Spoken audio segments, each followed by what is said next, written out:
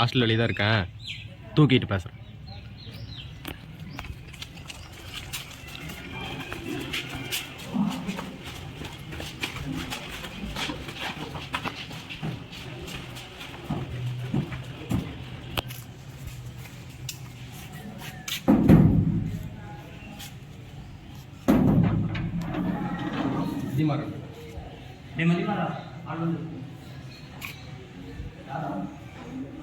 நீங்கள் தான் மதிமாறா?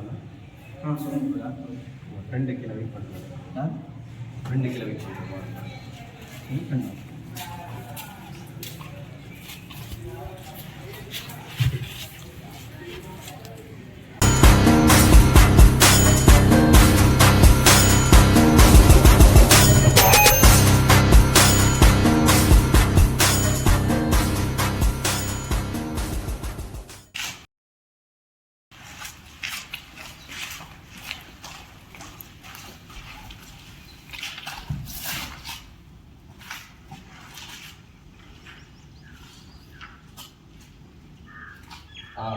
தூக்கிட்டேன். நம்ம லொக்கேஷன் பண்ணு.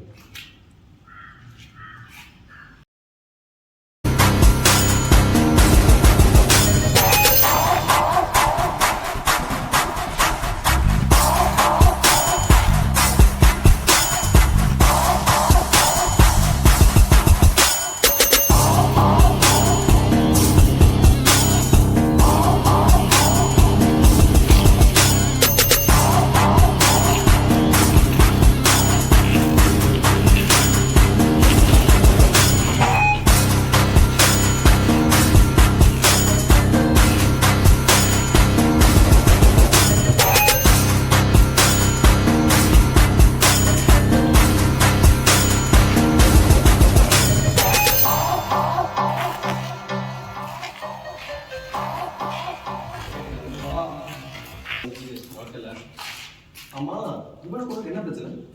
அது சொன்னால் போர் அடிக்கும். இருந்ததுன்னா நீ பார்த்து.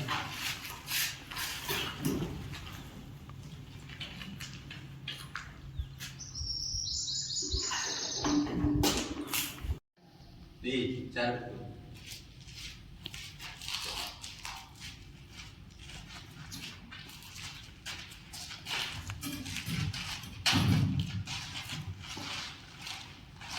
என்ன பண்ண சொல்லுங்க. நான் கேட்டுக்கிட்டேன்.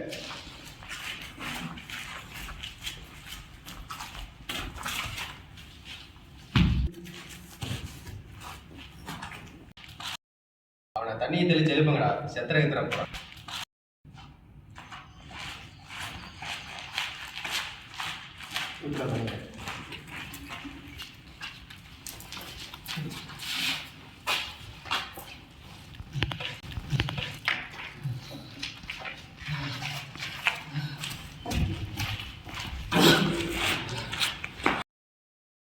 தூக்குங்கடா, அடிச்சா தெரியுடா.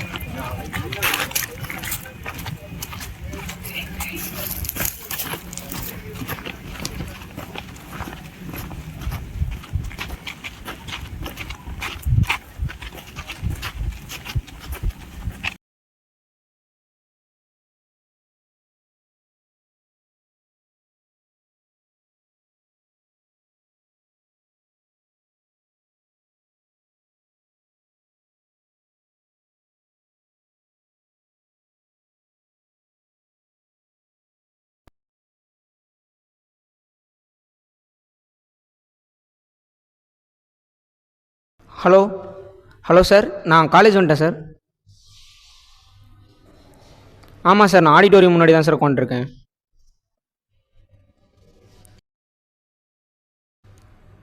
Okay sir. உங்கள் பேர் என்ன சொன்னீங்க சார்? Okay sir.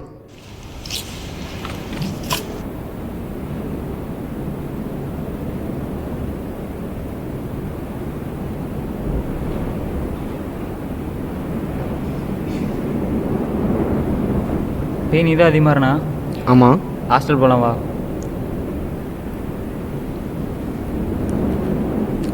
நீங்கள் தான் குணாவா? ஆமாம்.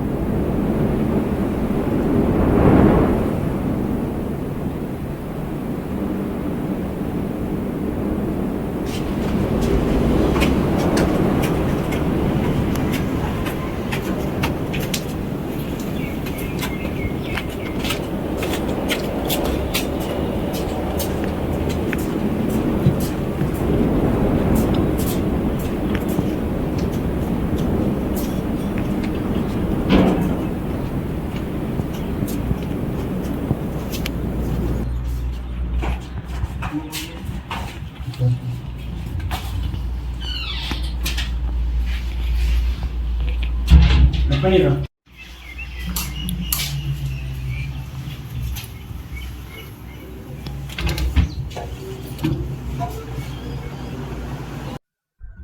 வாடா வந்து உட்கார்றா. ஃப்ரீயாக உட்கார்றா. 4 வருஷம் நான் இங்கே தான். அப்புறம் உன்னை பற்றி சொல்லு. என் பேர் தான் உங்களுக்கு ஆல்ரெடி தெரியுங்க. மாதிரி நான் ஊட்டிலேருந்து வரேன். உங்களுக்கு சொந்தம்னு சொல்லிக்கலாம் யாரும் இல்லை. கூட பிறந்தது ஒரே ஒரு அண்ணன் மட்டும்தான். அவனும் எங்கே இருக்கான், என்ன பண்ணுறான் எதுவும் தெரியல. அவனை பார்த்தே ரொம்ப வருஷம் ஆச்சு. அவனை பார்த்தா என்ன பார்க்க தேவையில்லை, என்ன பார்த்தா அவனை பார்க்க தேவையில்லை. 2 பேரும் ஒரே மாதிரி இருப்போம் சின்ன வயசுல நான் சொல்லுவேன். அம்மா அப்பா சின்ன வயசுலேயே இறந்துட்டாங்க. அண்ணன் கூட தான் வளர்ந்தேன். அண்ணனும் எனக்கு நினைவு தெரிஞ்ச நல்லா விட்டுட்டு போயிட்டான். நான் படித்தது எல்லாமே கவர்மெண்ட் ஸ்கூலில் தான். அது ஒரு மேம் தான். அந்த மேமுக்கு என் மேலே ரொம்ப இஷ்டம்.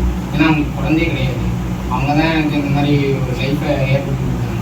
அவங்க தான் எனக்கு இந்த காலேஜில் ஒரு அட்மிஷன் வாங்கி நீ படித்து ஒரு பெரிய லெவலுக்கு வரணும்டா, அதை நான் பார்க்கணும்டான்னு சொன்னாங்க. அதுக்காக தான் அவங்களுக்காக தான் நான் இந்த காலேஜ் வந்து ஜாயின் பண்ணேன். என்ன சொல்கிறதுனே எனக்கு தெரியல. எனக்கு அவ்வளோதான். என்னை பற்றி சொல்கிறதுக்கு வேறு ஒன்றும் இல்லை. தனியாகவே சின்ன வயசுல வளர்ந்துட்டேன். உங்கள் பேர் நீங்கள்? என் பேர் உனக்கே தெரியும். என் பேர் போனா அப்பா அம்மா வேலை பார்க்குறாங்க. பக்கத்து ஒரு தங்கச்சி, சொந்த வீடு இருக்குது. அவ்வளோதான். வேறு என்ன போனாங்க பற்றி. திருநெல்வேலியிலேருந்து ஒரு பையன் வரேன் நான். நம்ம ரூமுக்கு பேர் மருதம். எப்போ வரேன்னு ஏதாவது சொன்னாங்க? நான் எப்போ வரேன்னு சொல்லியிருக்காங்க. எப்போன்னு தெரியும். அப்போ வந்தாலும் நம்ம 3 பேர் இதே ரூமில் தங்குற மாதிரி. நாளைக்கு ஃபஸ்ட் டே காலேஜ் வேறு. என்ன பண்ண போகிறேன் என்னன்னு நினைச்சாலே ஒரு மாதிரி கைகள்லாம் நடுவு. தெரியல. நீங்கள் எப்படி ஜாலி டீப்பா எப்படி? நான் எப்படி ஜாலி டீப் தான். வரப்போகிறோம் நம்ம 2 பேரும் ஓகே ஜாலி டீப்பு. வரப்போகிறோம் எப்படி என்னன்னு வேறு தெரியல. நினைச்சாலே எனக்கு வேறு பயமாக இருக்குது. இதில் வேறு ரேகிங்லாம் நடக்கும்னா கை உங்களெல்லாம் ஓட்டியிருக்காங்களா? ஸ்கூல்லலாம் இது வரைக்கும் இல்லை. நீங்களே இந்த மாதிரி ப்ரெஷர்ஸ் தானே? லவ் கீதா பண்ணுறீங்களா என்ன? ஏன் ப்ரோ நீங்கள் ஃபேமிலியே இல்லை, இல்லை லவ் வேறு ஓகேடா. சரி ப்ரோ ஓகே ப்ரோ. நாளைக்கு ஃபஸ்ட் டே காலேஜ் வேறு. ஓகே பா.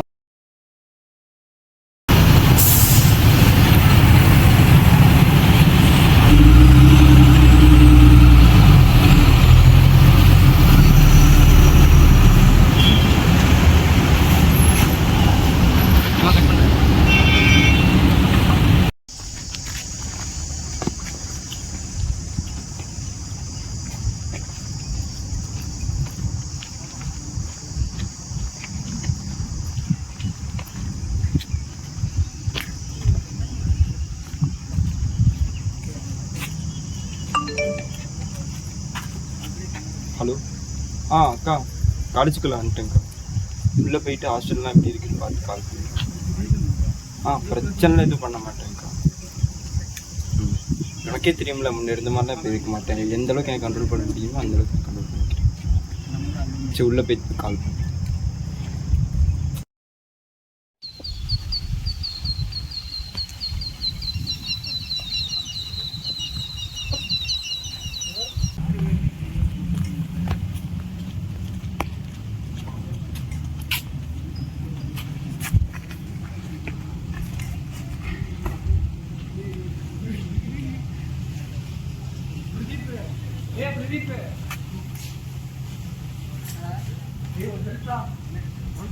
ஹலோ குணாவா? ப்ரோ உங்கள் இருந்தா எங்கே இருக்கீங்க? அங்கே லைப்ரரி கிட்ட தான் இருக்கோம்.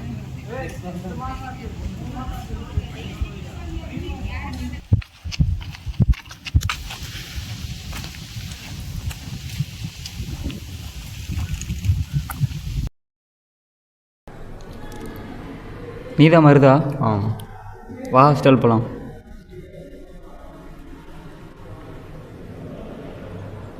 ஹாஸ்டல் எந்த பக்கம்? நான் அந்த பக்கம் போகணும்.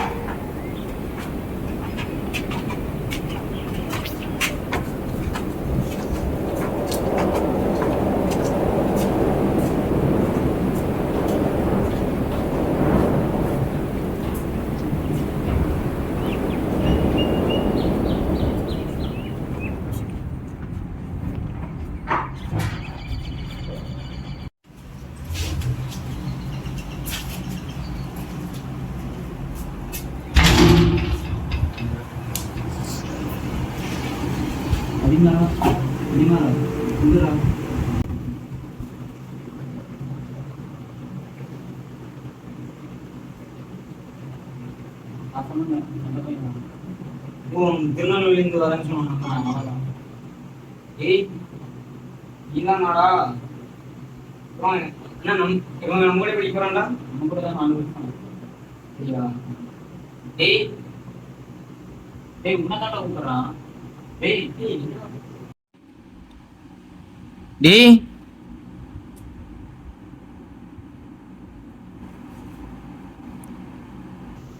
என்னடா நம்ம பாட்டுக்கு பேசிட்டே இருக்கான், அவன் பாட்டுக்கு எங்க வெளியே போறான். அப்படி இல்லப்பா, இப்படி ஒருத்தர் நான் பார்த்தது இல்ல சாமி. உங்க கூட ஒரு 4 வருஷம் இருக்க போறோம், என்னெல்லாம் பண்ண போறான்னு தெரியலையே. சொல்றதுன்னு தெரியல. என்ன கேட்டேன் இப்போ? ஏன் கூப்பிடாதான் மதிக்காம அவன் பாட்டுக்கு எழுதிச்சு போறான். சரி ஒரே ரூம் ஆயிட்டோம், சரிச்சிட்டு இருந்ததுன்னு ஆகணும்.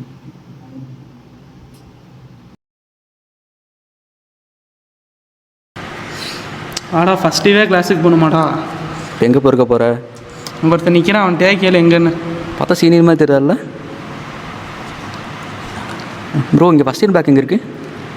என்ன ப்ரோ, என்ன பார்த்து கேட்டீங்க? அந்த பக்கம் போங்க ப்ரோ. அந்த பக்கம், அந்த பில்டிங்கா? ஆமாம் ப்ரோ.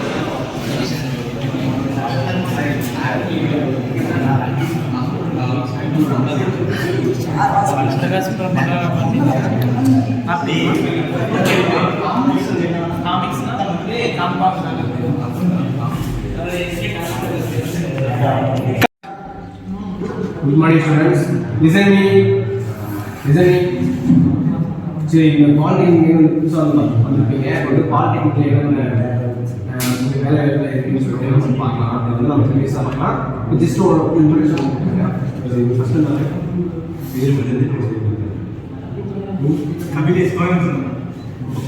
நீ எவ்வளோ என்ன தெரியாதா?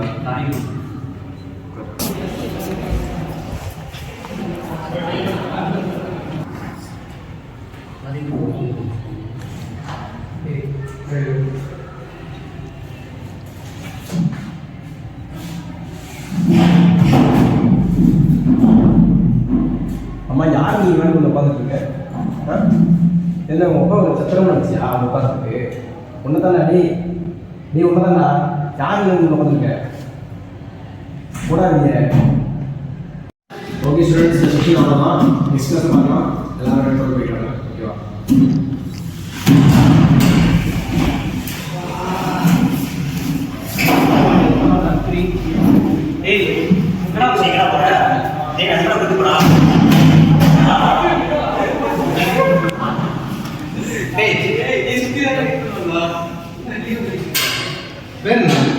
சரி, இதுலேருந்து நம்மளோட ஃப்ரெண்ட்ஸ். ஓகேவா? சரி, டவுட் பண்ண முடியும்.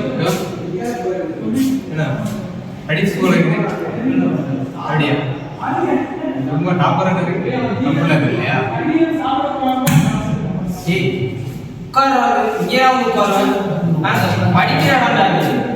ஏய் என்ன முன்னாடி வா, படிக்கிற இடத்துல வந்து உட்காந்து முன்னாடி வந்து எங்க முன்னாடி ஏய் என்னடா பண்ணுவா?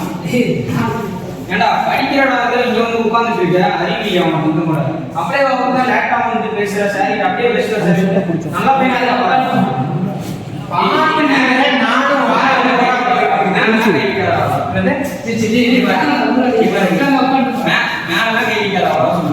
பார்த்து நிக்கிற வாய் ஓவரா பேசிக்கிறேன். நீங்க பஞ்சாயத்து போயிட்டு இல்ல, நீங்க போயிட்டு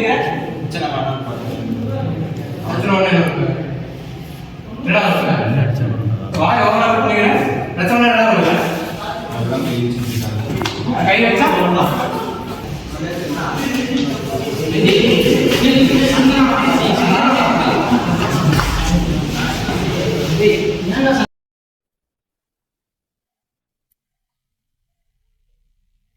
அவனை பற்றி விசாரிச்சியா? யார? அதான்டா காலைல பிரச்சனை பண்ணானே அவனை பற்றி தான். ஓ பண்ணுங்களா? நீ சொல்லி விசாரிக்க மாட்டல. ப்ளூ சட்டை போட்டிருந்தான் பாரு, அவன் பேர் அதிமாறன். சண்டையில் எகிரி வந்தான்ல, அவன் பேர் மருது. 2 பேர் ரூம்மேட்டான், 10க்கு ஃப்ரெண்ட்ஸான். அதான் சண்டையில் எகிரி வந்திருக்கேன். ஓ அப்படியே விஷயம். நான் யாருன்னு தெரியாமல் மேலே கை வச்சிட்டானுங்க. யாருன்னு காட்டுறேன். என்ன பண்ண போகிற? பாரு என்ன பண்ணுறேன்னு.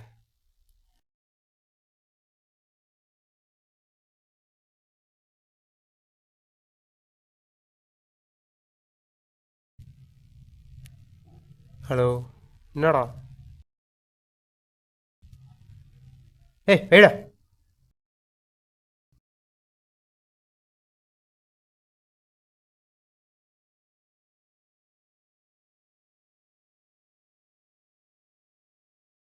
சொல்றா.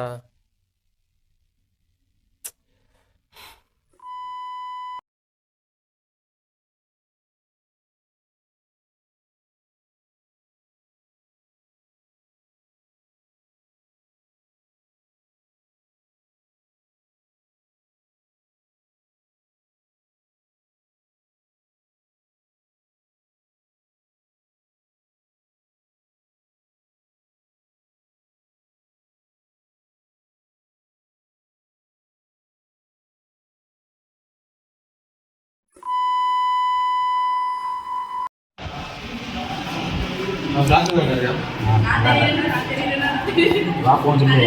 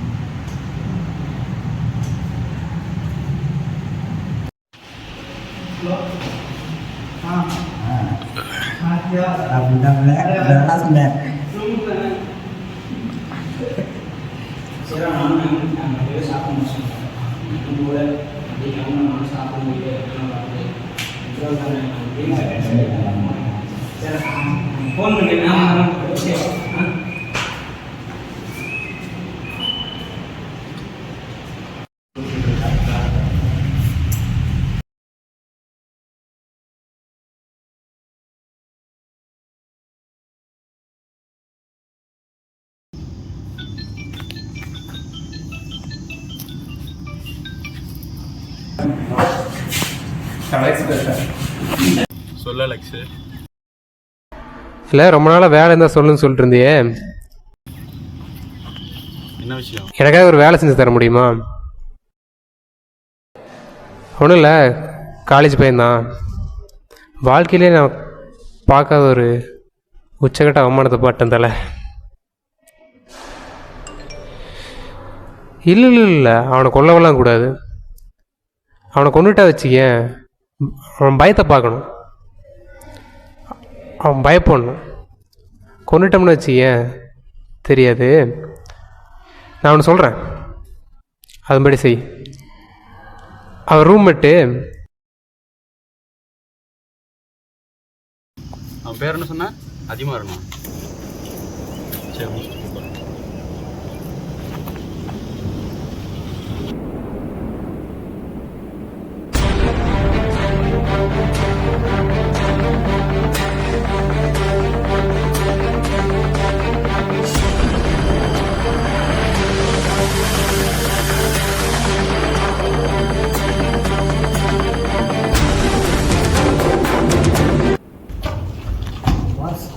நம்ம ஊரில் பற்றி சார் நம்ம தொழில் யாரா அவன் பேர் தெரியல. சரி, அது அப்புறம் பார்த்துக்கலாம்.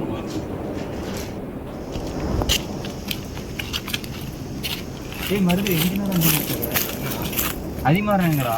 அதிமாறன் என்ன என்கிட்ட கேட்குறேன், அப்புறம் கூப்பிடுறேன். அவன் நவீன் ரூம்லேருந்து இப்போ தான் ஃப்ரெண்டை கூப்பிட்டான், அவன் அனுப்பிச்சி வச்சான். சரி.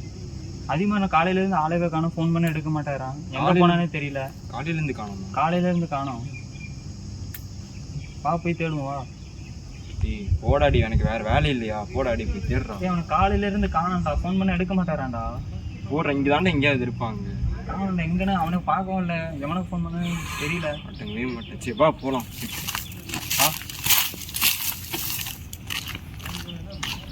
ஃபோன் அடிச்சு பார்த்தியா? ஃபோன் அடித்து பார்த்தேன்டா, எடுக்க மாட்டேறான்டா.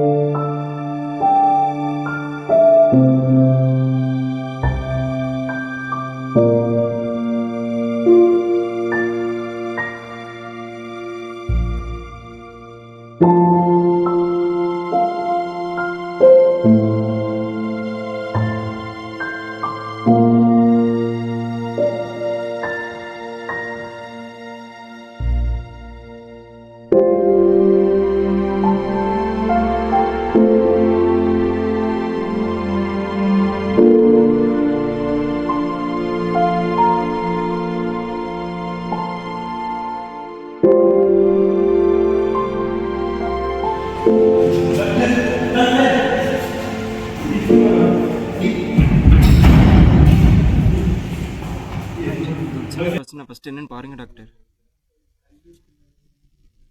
டேய் அதிமாரா, டாக்டர் போலீஸ்கிட்ட இன்ஃபார்ம் பண்ணிட்டீங்களா? அதெல்லாம் பண்ணிக்கலாம் டாக்டர். ஃபஸ்ட்டு என்னன்னு பாருங்க, ஃபஸ்ட் ட்ரீட் பண்ணுங்க டாக்டர். எனக்கு அவன் சேர்த்து இப்போ 1 மணி நேரம் ஆச்சு. 1 மணி நேரம் ஆச்சு? He is no more. டேய்